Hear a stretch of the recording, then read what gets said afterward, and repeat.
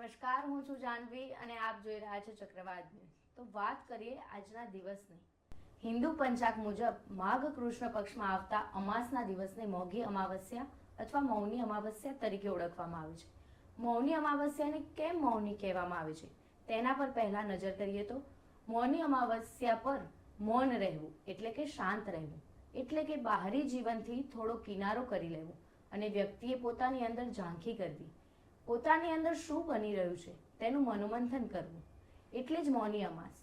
અલબત્ત તેનાથી એક સૌથી મોટો ફાયદો એ છે કે વ્યક્તિ પોતાની અંદર રહેલી ઉર્જાને ઓળખી શકે છે, સાથે જ પોતાનામાં જ રહેલી નકારાત્મકતાને દૂર કરી શકે છે।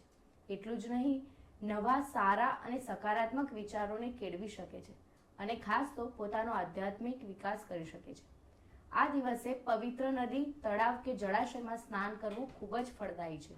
મૌની અમાસ સાથે ધાર્મિક અને જ્યોતિષીય મહત્વ પણ જોડાયેલું છે। જ્યોતિષ શાસ્ત્ર અનુસાર જ્યારે ચંદ્ર અને સૂર્ય મકર રાશિમાં આવે છે ત્યારે મૌની અમાસ ઉજવવામાં આવે છે। ચંદ્ર અને સૂર્ય બંને ગ્રહોની ઉર્જાના પ્રભાવને કારણે આ દિવસનું મહત્વ ઘણું વધી જાય છે।